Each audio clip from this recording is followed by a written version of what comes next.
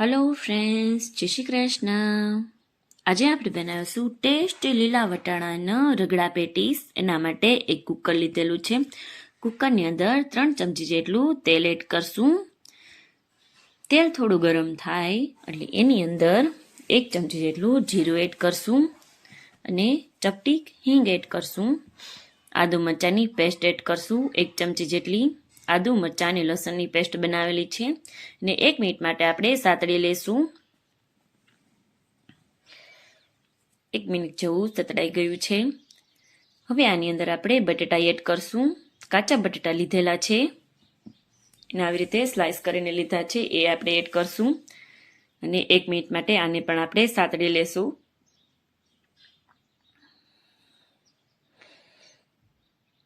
લીલા વટાણાનો રગડો છે એ આપણે આજે કુકરની અંદર બનાવવાના છીએ। એક બાઉલ જેટલા આપણે વટાણા લીધેલા છે, 1 કપ જેટલા। આ રેસીપીથી તમે 4 જણા લોકો માટે રગડા પેટીસ તમે બનાવી શકો છો। ધાણા જીરું પાવડર 1 ચમચી અને હવે આની અંદર પાણી એડ કરશું।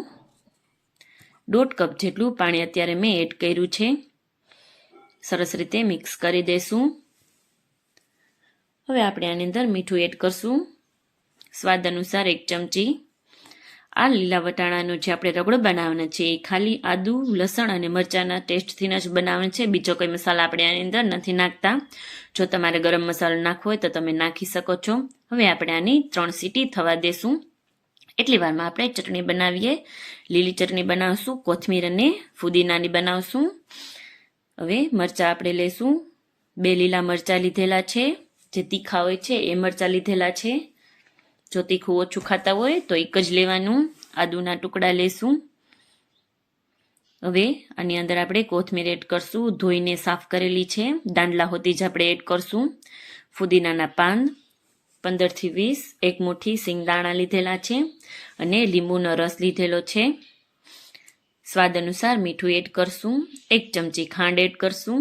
લીંબુ અને ખાંડનો ટેસ્ટ ખૂબ જ સરસ આવે છે। જો લસણ ખાતા હોય તો લસણ એડ કરશું અને 2 થી 3 ચમચી એટલું પાણી નાખીને એકદમ સ્મૂથ પેસ્ટ આપણે બનાવી લેશું। એકદમ સ્મૂથ પેસ્ટ આપણી બની ગઈ છે અને ચટણી આપણી ગ્રીન ચટણી આપણી તૈયાર થઈ ગઈ છે। ફુદીનાની અને કોથમીરની ચટણી આપણી એકદમ તૈયાર થઈ ગઈ છે। હવે આપણે ગોળ આંબલીની ચટણી બનાવશું। એના માટે આંબલીનો પાવડર લીધેલો છે અને ગોળ લીધેલો છે। 3 થી 4 ચમચી જેટલો આંબલીનો પાવડર અને ગોળ લીધો છે। અડધા બાઉલ જેટલું પાણી એડ કરીને આપણે હવે આને ઉકાળી લેશું। અડધા કપ જેટલું પાણી લઈને ઉકાળી લેશું। સરસ રીતે આપણે આને ઉકાળી લેશું। આની અંદર તમારે ખજૂર નાખવો હોય તો પણ તમે ખજૂર પણ લઈ શકો છો। એ ખજૂર, આંબલી અને ગોળની ચટણી પણ તમે બનાવી શકો છો। હું અત્યારે ખાલી આંબલી અને ગોળની જ બનાવી રહી છું। 2 થી 3 મિનિટ માટે આને ઉકળવા દેશું। એટલી જ વારમાં ઉકળીને સરસ રીતે આપણી ચટણી તૈયાર થઈ જશે। હવે આપણે આ ચટણી આપણી તૈયાર થઈ ગઈ છે ઉકળીને, એને આપણે બ્લેન્ડર ફેરવી દેશું। તમે આને ગાળી પણ શકો છો, પણ ગાળવાની જરૂર નથી। ધાણા જીરું પાવડર 1 ચમચી, મીઠું સ્વાદ અનુસાર નાખશું, લાલ મરચું પાવડર અડધી ચમચી અને સરસ રીતે મિક્સ કરી લેશું। તમે જોઈ શકો છો કે ખાલી આંબલી અને ગોળની ચટણી પણ એકદમ સરસ રીતે કમ્પ્લીટ થઈ ગઈ છે ને એકદમ ઘટ બની ગઈ છે। ગળી ચટણી આપણી રેડી થઈ ગઈ છે, એને આપણે એક બાઉલની અંદર કાઢી લેશું। રેડી છે આપણી આંબલીની ગોળની ચટણી। હવે આપણે પેટીસ બનાવવા માટે મસાલો તૈયાર કરી લઈએ। એના માટે આ બાફેલા બટેટા લીધેલા છે, એકદમ નથી બાફેલા, થોડાક અધકચરા રહે એ રીતે બાફેલા છે। જો વધુ બફાઈ ગયા હશે તો બટેટા તમારા જ્યારે મેશ કરશો ત્યારે ચીકણા થઈ જશે, એટલે બટેટાને ઓછા જ બાફવાના। બધાય બટેટા આપણે મેશ કરી લીધેલા છે। હવે એની અંદર આપણે ચોખાનો લોટ એડ કરશું 2 ચમચી। જો ચોખાનો લોટ ન હોય તો તમે કોર્નફ્લોર પણ વાપરી શકો છો, નહીતર ચણાનો લોટ પણ ચાલે। કોથમીર એડ કરશું 2 ચમચી જેટલી। આદુ મરચાં અને લસણની પેસ્ટ એડ કરશું। ધાણા જીરું પાવડર, મીઠું અને મરી પાવડર એડ કરશું અને સરસ રીતે મિક્સ કરી લેશું।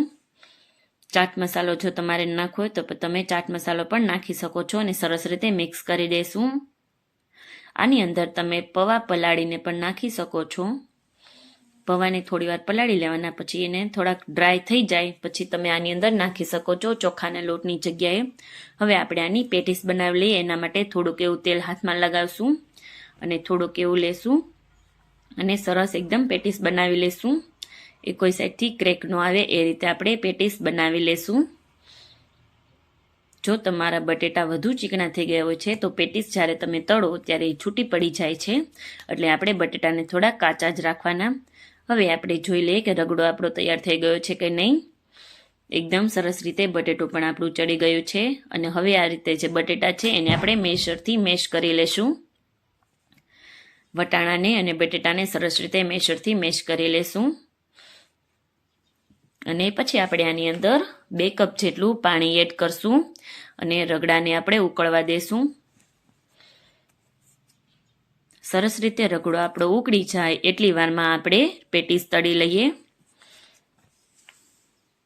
પેટીસ તળવા માટે એક નોનસ્ટિક પેન લીધેલું છે, તવી લીધેલી છે અને એની ઉપર આપણે થોડું તેલ લગાવ્યું છે અને પેટીસ આવી રીતે મૂકી દેશું. તેલ કે ઘી તમે બંને લઈ શકો છો. પહેલાં મેં તેલ લગાવ્યું હતું, હવે ઉપરથી ઘી લગાવીએ છીએ. ઘીમાં તો ખૂબ જ સરસ ટેસ્ટ આવે છે. અને આ આપણે આ રગડા પેટીસ ઓછા તેલમાં બનાવેલી છે અને એકદમ હેલ્ધી છે, જે તમે નાસ્તામાં બનાવી શકો છો. નાનાથી લઈને મોટા લગીને બધાને પસંદ આવે છે. રગડા પેટીસ આપણી તૈયાર થઈ ગઈ છે. હવે આપણે આને એક પ્લેટમાં કાઢી લેશું અને હવે આપણે સર્વિંગ કરશું. સર્વિંગ કરવા માટે એક પ્લેટ લીધી છે, એની અંદર આપણે પહેલાં રગડો નાખશું. રગડો આપણો જેટલી વારમાં પેટીસ બની એટલી વારમાં રગડો ઉકળીને તૈયાર થઈ ગયો છે. એની ઉપરથી આપણે પેટીસ મૂકશું. જે આપણે લીલી ચટણી બનાવી છે એ ઉપરથી નાખશું. ફુદીનાની અને કોથમીરની ઉપરથી થોડીક ડુંગળી સ્પ્રિંકલ કરશું. જો ડુંગળી ના ખાતા હોય તો એની જગ્યાએ તમે કોબીજ પણ નાખી શકો છો, એનો પણ એકદમ ક્રન્ચી ટેસ્ટ આવે છે. ઉપરથી સેવ નાખશું અને ગાર્નિશિંગ માટે કોથમીર નાખશું. અને હવે આપણે જે આ આંબલીને ગોળની ચટણી બનાવી છે એ ઉપરથી નાખશું. જો બાળકો માટે બનાવતા હોય તો ખજૂર આંબલીની ચટણી તમે બનાવજો, એ ખાવામાં ખૂબ જ સરસ અને ટેસ્ટી હોય છે. આ ચટણીને તમે 4 થી 5 દિવસ સ્ટોર કરીને પણ રાખી શકો છો. તૈયાર છે આપણું ટેસ્ટી લીલા વટાણાની રગડા પેટીસ. જો તમને મારી રેસીપી પસંદ આવતી હોય તો મારી ચેનલને લાઇક કરજો, શેર કરજો, સબસ્ક્રાઇબ કરજો અને બેલ આઇકન દબાવવાનું ના ભૂલતા કે જે નવા વિડીયો નોટિફિકેશન તમને મળતી રહે. Bye bye friends. Thank you friends.